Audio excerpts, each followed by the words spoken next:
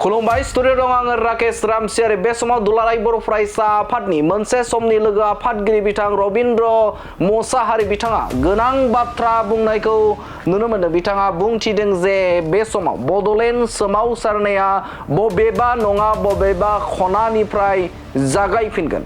सोरबा नङा सोरबा बड'लेण्ड सोमावसारनायखौ जागायफिनगोन होननानै बाथ्रा बुंथिदों बिथां रबिन्द्र मोसाहारि बिथाङा। मुभमेन्टआ बड'लेण्ड मुभमेन्टआ जागोन आं बेखौ थिग बुंनो हानाय नङा, खिन्थु बबेबा मोनसे कर'नानिफ्राय आन्दलना फैगोन। खारन जोंनिया डिसिसना जाहैबाय बड'फानि डिसिसना जाहैबाय जाति हिसाबै थांनाय। बिथाङा बुंथिदों जे बर' हारिनि बिफा बड'फा उपेन्द्रनाथ ब्रह्मनि जे सान्थौ आरो सानस्रि आरो बिथांनि जेखिनि फिल'सफि बिथांनि बायदिब्ला बे समाव बर' हारिखौ बुहुमाव गेरेमसा खालामनाय आरो बर' हारिखौ बे समाव खौसेथि खालामनायनि मोनसे सिमां दङमोन। थामहिनबा बिथाङा बा बिथांनि सान्थौआव नुजाथिदोंमोन आरो बेखौनो नोजोर बोनानै बे समाव सोरबा नङा सोरबा बबेबा नङा बबेबा खनानिफ्राय बे समाव आलादा रायजो बड'लेण्ड सोरजिनांगौनि थाखाय बबेबा नङा बबेबा खनानिफ्राय जागायफिनगोन। थामहिनबा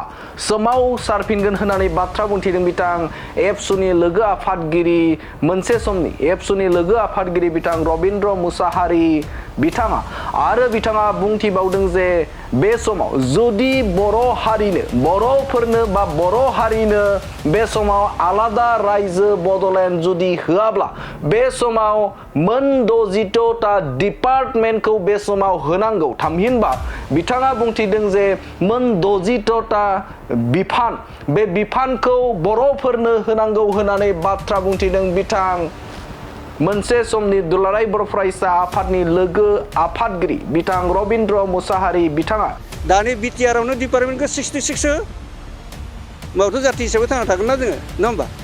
रायजो होआ जोंनो, पुर्नांग रायजो होआ, सेपारेट स्टेट होआ, भारत सरकारा होआ, आसाम सरकारा जोंनो हरा, खिन्थु जोंनो दानि बिटिआरआवनो डिपार्टमेन्टखौ बारायना हो 66 हो।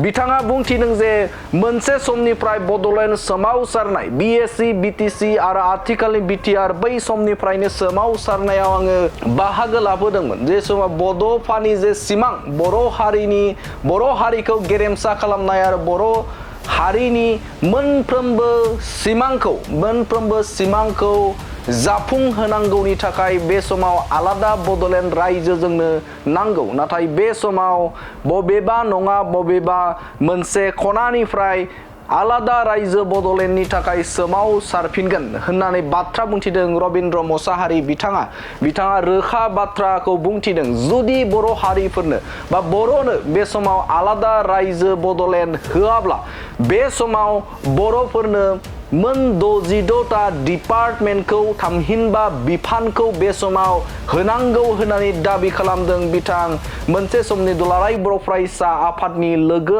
आफादगिरि बिथां रबिन्द्र मोसाहारि बिथाङा। 66 डिपार्टमेन्टआ जेनेबा भारत सरकारनियाव जोंनो बर'फोरनो बड'लेण्ड होनो होननानै स्ट्रेटेजि गैया होननानै बिथांमोना बुंबाय थायो टाइम बर्ड। बिटिसि सुक्ति समावबो बुंदोंमोन, बिटिआर सुक्ति समावबो बुंदों। बे बिथांनि गभर्नमेन्टनि मोनसे जोंखौ माने थगायनायनि मोनसे कौशलबो जानो हागौ, स्ट्रेटेजिबो जानो हागौ। जों बेयाव जेननो नाङा। फैबाय थागोन पलिसिफ्रा स्ट्रेटेजिफ्रा फैबाय थागोन, जों बेयाव जेननो नाङा, गाब्र'नो नाङा। आं बुंदों दिनैनि सिटुएसना गाबोन थाया, गाबोननिया समफोर थानाय नङा। बे सिटुएसनफोरजों जों चेलेन्ज खालामनानै थांनांगोन। दिनैनि सिटुएसनजों जों चेलेन्ज खालामनांगोन, गाबोननि सिटुएसनजोंबो जों चेलेन्ज खालामनांगोन। मोनसे समाव ओरैबायदि जाहैगोन जे बर'फोरनो रायजो होआबा गवा, बे मोनसे कम्पालसनाव गोलैहैगोन। आरो बेनिखायनो जोंनि फाइटखौ जोंनि स्ट्रागोलखौ जोङो कन्टिनिउ खालामनानै जों भारत सरकारखौ कनभिन्स खालामनानै जिखुनु प्रकारै जों जाति हिसाबै थांनानै थानायनि जिहेतु जोंनो फाउन्डेसन जाबाय। बड'फा जेखौ जोंनो होलांबाय।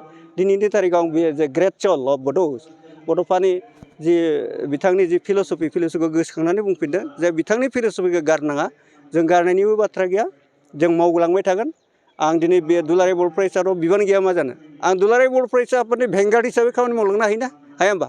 दा बेनिखायनो बुंदों जिखुनु प्रकारे बाय हुक अर by crook in Kameng days जोङो बे 66 डिपार्टमेन्टखौ लानांगोन। जुदि रायजो होआ मा गेदेर खोथा, रायजो होआबा जोंनो दानि बिटिआरआवनो डिपार्टमेन्टखौ 66 हो मावथ' जाति हिसाबै थांना थागोन ना जोङो, नङा होमबा? रायजो होआ जोंनो, पुर्नांग रायजो होआ, सेपारेट स्टेट होआ, भारत सरकारा होआ, आसाम सरकारा जोंनो हरा, खिन्थु जोंनो दानि बिटिआरआवनो डिपार्टमेन्टखौ बारायना हो 66 हो। होम डिपार्टमेन्टखौ हो फाइनेन्सखौ हो होमबालाय मा जाति हिसाबै थाङा जों थांनानै थागोन दाहा पूर्ण मोनसे बिसास दङ कनफिडेन्ट दङ आं बे मुभमेन्टनिफ्राय सिन्स द इनसेप्सन अफ दिस बड'लेण्ड मुभमेन्ट आं कन्टिनिउ दिनैसिमबो दंबाय थायो आरो थाबाय थागोन आरो जेलासिम जाफुङा बेखौ खामानि मावलांबाय थागोन मोनसे बाथ्रायै बुंनो थाङोब्ला प्रेक्टिकेलि बे बबे लेभेलजों फैगोन आं बेखौ बुंनो हाया खिन्थु मुभमेन्टनि जि वेबा मुभमेन्टआ बड'लेण्ड मुभमेन्टआ जागोन आं बेखौ थिग बुंनो हानाय नङा खिन्थु बबेबा मोनसे करनारनिफ्राय आन्दलना फैगोन खारन जोंनिया डिसिसना जाहैबाय बड'फानि डिसिसना जाहैबाय जाति हिसाबै थांनाय जाति हिसाबै थांनांगौ जायोबा पूर्णांग रायजोआ जागोन बिसिजों नङा बिटिसिजों नङा बिटिआरजों नङा पूर्णांग रायजो हिसाबै जोङो बे जाति हिसाबै जों गसंथानो हानाय नङा बेनिखायनो बड'फाया फिल'सफि मोनसे होलांदों सेपारेट स्टेट लानानै बर'खौ जाति हिसाबै बिश्वनि दरबाराव मोनसे जाति हिसाबै गायसननांगौ आरो गेरेमसा जाति हिसाबै गायसननांगौ दा बे मिटिंखौ जोङो खुनु सानसे नङा सानसे जोङो मोनहैगोन आंहा मोनसे बिसास दङ इसोरनि प्रति आंहा बिसास दङ जोंखौ इसोरा इनजास्टिस खालामनाय नङा जों सैथोखौ लाखियो रावखौबो गिनो नाङा खिन्थु इसोरनि कुपखौ जों गियो नङा होमबा इसोरनि कुपखौ जों गियो इसोरनि पानिशमेन्टखौ गियो आं बेयाव फुरा बिसास दङ जे इसोरा सानसेब्लाबो जोंनो बड'लेण्ड सृष्टि खालामनायनि लामाखौ जोंनो बेखेवनानै होगोन जाबाय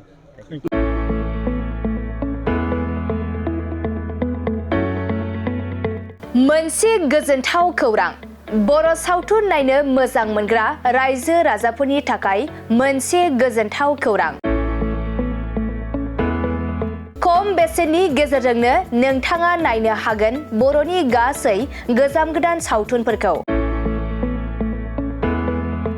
बर' सावथुन नायनो थाखाय ओंखारदों मोनसे आंगो स्ट्रिम एप बे आंगो स्ट्रिम एपखौ नोंथाङा नोंथांनि मबाइलाव डाउनल'ड खालामनानै खम बेसेनावनो बर'नि गोजाम गोदान गासै सावथुनफोरखौनो नायनो हागोन लोगोसे फैबाय थानाय समावबो बड' वेब सिरिज डकुमेन्ट्रिज बायदिफोरखौबो नोंथाङा बे आंगो स्ट्रिम एपनि गेजेरजोंनो नुनो मोनगोन बेनि अनगायैबो बर' सावथुननि दिहुनगिरिफोराबो बे आंगो स्ट्रिम एपआव गाव गावनि सावथुनखौ आपल'ड होनो थाखाय खौरां लाहरनो हागोन आरो जाय बिथांमोननि सावथुनफोरा इउट्युबाव पाब्लिश जायाखै बिथांमोनाबो बे एपआव आपल'ड होनो थाखाय खौरां लाहरनो हागोन बेनिखायनो बर' सावथुननि दिहुनगिरि बिथांमोनहा गाव गावनि सावथुनखौ बे आंगो स्ट्रिम एपआव आपल'ड होनो गोसो दंब्ला नैबे 7086320938 जानबुं नम्बराव खौरां लाहरनो हागोन।